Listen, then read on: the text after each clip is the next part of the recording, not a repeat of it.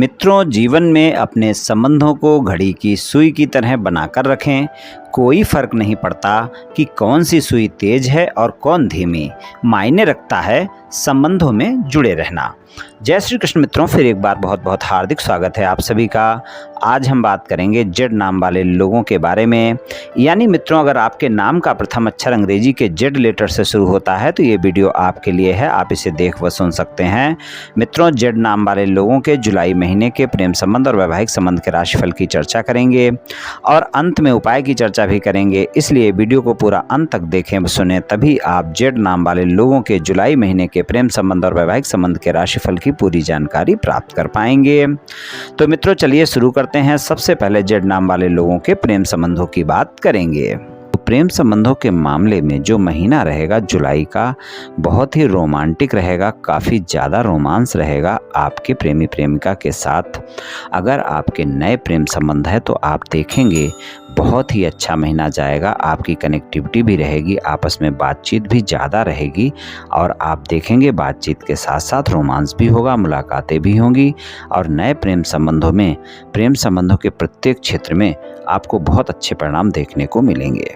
और अगर आपके पुराने प्रेम संबंध हैं तो भी जुलाई का महीना बहुत रोमांस दिखाएगा, रोमांटिक समय रहेगा, मुलाकातें भी होंगी, एक दूसरे के साथ बातें भी होंगी और रोमांस भी होगा।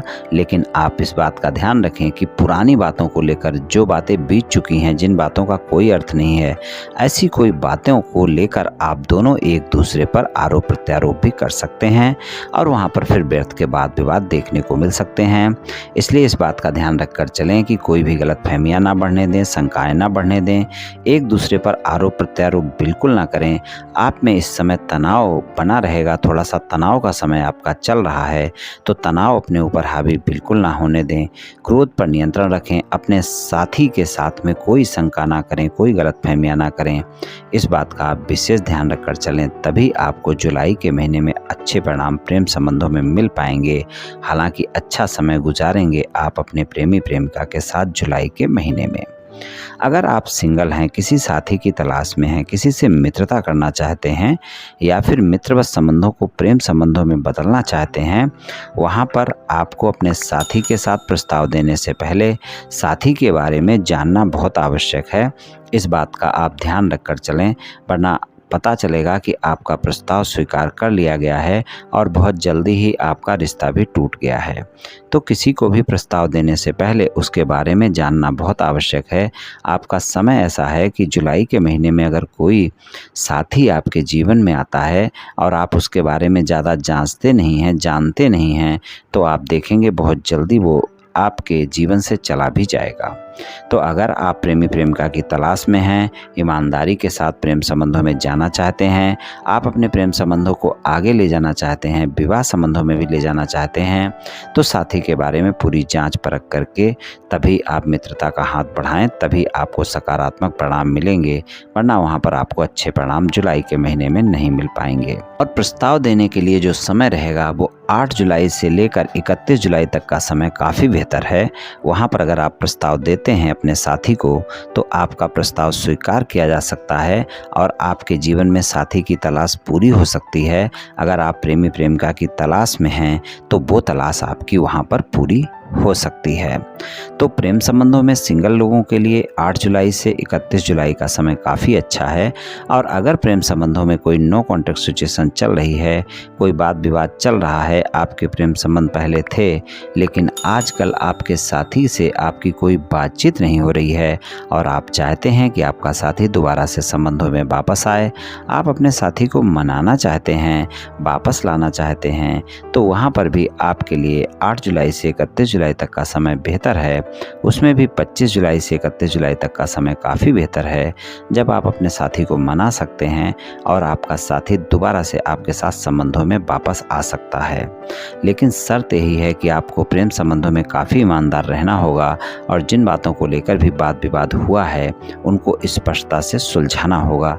इस बात का आपको ध्यान रखकर चलना होगा। अपने साथी के साथ अगर आपने मित्रता पहले से बनाई हुई है, झूठ बोलकर बनाई हुई है, यानी प्रेम संबंध आपके पहले से हैं, वही बात मैं कर रहा हूँ।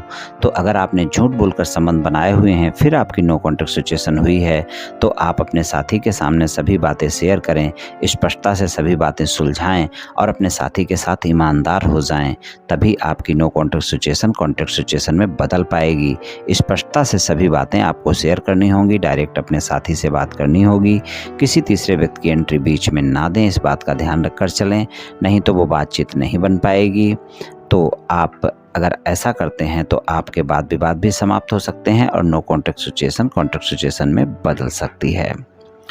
और अगर आपके साथी के नाम का प्रथम अक्षर अंग्रेजी के जे लेटर से शुरू होता है, जेड लेटर से शुरू होता है, या फिर आपके पी लेटर से शुरू होता है, बी लेटर से शुरू होता है, वी यू आई ओ, इनमें से किसी भी से आपके साथी के नाम का प्रथम अक्षर शुरू होता है, तो आप देखेंगे यहाँ पर आपको ज़्यादा अच्छे परिणाम मिलेंगे।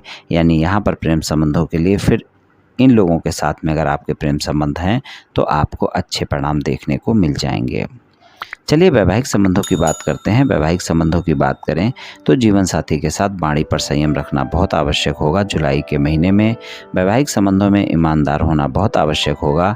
अगर आप वैवाहिक संबंधों में ईमानदार नहीं हैं अपने जीवन साथी के साथ, तो आप ध्यान रखें कि आपके वैवाहिक संबंधों में वाद विवाद देखने को मिल सकता है।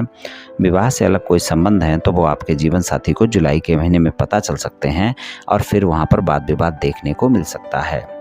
तो वैवाहिक संबंधों में ईमानदार रहें, यही मेरी आपको सलाह है।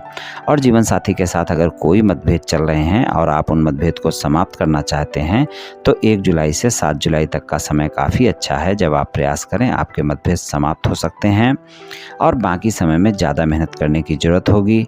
और अपने साथी के साथ ईमानदार तो आपको रहना ही होगा, इस बात का आपको ध्यान रखकर चलना होगा।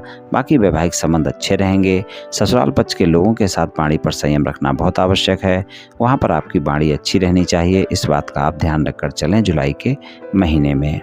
तो कुछ इस तरह के परिणाम जेड नाम वाले लोगों को जुलाई महीने में प्रेम संबंध और वैवाहिक संबंध के राशिफल में मिल सकते हैं। चलिए उपाय की बात करते हैं। उपाय की बात करें तो शनिवार वाले दिन किसी गरीब व्यक्ति को धन का दान करें, और वो गरीब व्यक्ति अगर कुष्ठ रोगी है या फिर नेत्रहीन है या अपंग है तो बहुत अच्छा है, वरना ऐसा कोई व्यक्ति अगर नहीं मिलता है तो किसी गरीब व्यक्ति को धन का दान आप कर दें, आपको निश्चित ही परिणाम अच्छे मिलेंगे। तो मित्रों, आज मैंने आपसे जेड नाम वाले लोगों के जुलाई महीने के प्रेम संबंध और वैवाहिक संबंध के राशिफल के बारे में कुछ चर्चा की। ये जेड नाम वाले लोगों का राशिफल सामान्य राशिफल है, ये सभी जातकों पर पूर्ण रूप से प्रभावी होगा ऐसा संभव नहीं है, क्योंकि आपकी जन्म कुंडली पर भी बहुत कुछ निर्भर करता है। आप सभी स्वस्थ रहें, आयुष्मान रहें, धनवान रहें, ऐसी मेरी श्री कृष्ण भगवान से प्रार्थना है। जय श्री कृष्ण, जय श्री राधे।